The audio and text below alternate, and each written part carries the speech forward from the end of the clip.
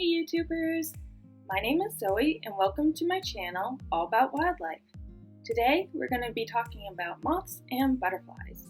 And before we begin, I have a question for all of you. Which one is an arachnid? Is it a spider, a ladybug, or a worm? We'll answer this question at the end of the video. For now, let's get started. There are about 20,000 different species of butterflies and 160,000 different species of moths in the world. Approximately 28% of the butterflies and 15% of the moths live in North America. First, let's start with the difference between moths and butterflies. One main difference is their antennas. Moths have feather-like antennas, while butterflies have straight and narrow antennas. When resting, a moth's wings will be down and open, and a butterfly's wings will be closed and straight up. Lastly is their body types. Moths tend to have a thicker body, while butterflies have a more thin body. Moths and butterflies also have many things in common. One main thing that they have in common is that they both like to drink nectar from flowers. They have long, thin tongues that reach down into the flower to get to the nectar. In doing this, they'll get pollen all over themselves, and they go from flower to flower pollinating them. So they get food from the flower, which is the nectar, and in return they pollinate the flowers. But let's start from the very beginning. Both moths and butterflies start out as eggs. When they hatch, they become caterpillars. But why are they called caterpillars?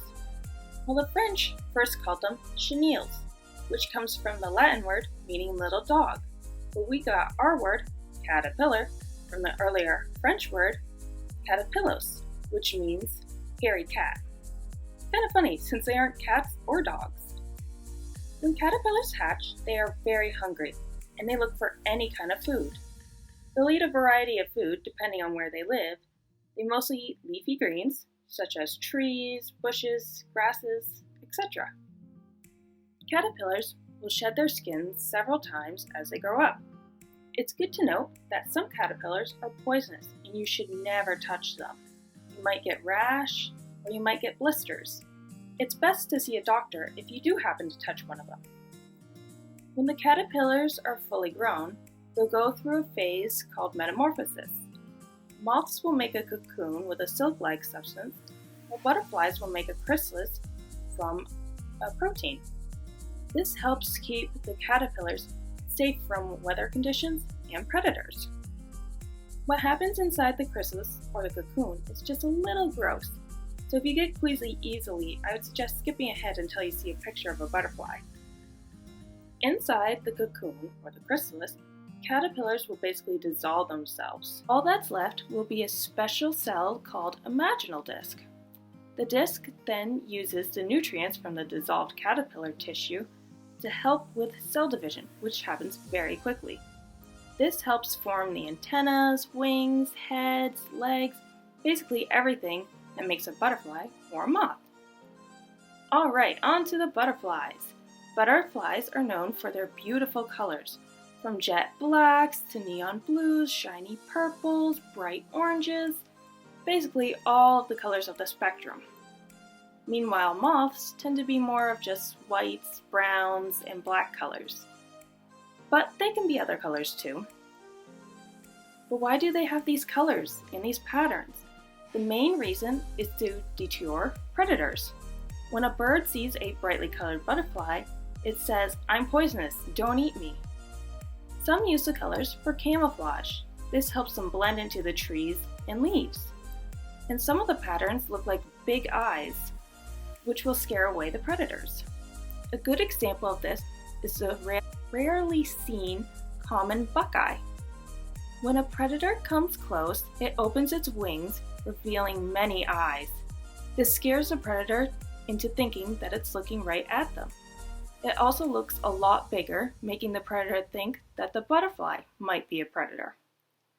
There's also a very colorful lunar moth, also known as a giant silk moth.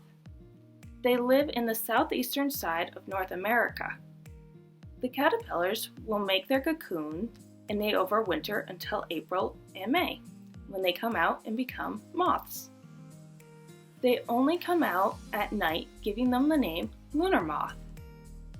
When in moth form, they live from 7 to 10 days and they don't eat. The female moths will fly from tree to tree, laying between 4 to 6 eggs. In total, she'll lay up to 600 eggs, thus keeping the species alive. And that's it for butterflies and moths. Did you get a chance to think about the question from earlier? Which one is an arachnid? Is it a spider, a ladybug, or a worm? If you said a spider, you'd be correct. Spiders are a type of arachnid. The word arachnid actually comes from Greek mythology. The story goes there was a girl named Arachne who said that she could beat the goddess Athena to a weaving contest. Long story short, Athena won and Arachne became furious. She started weaving and weaving, and she made an insult to Athena.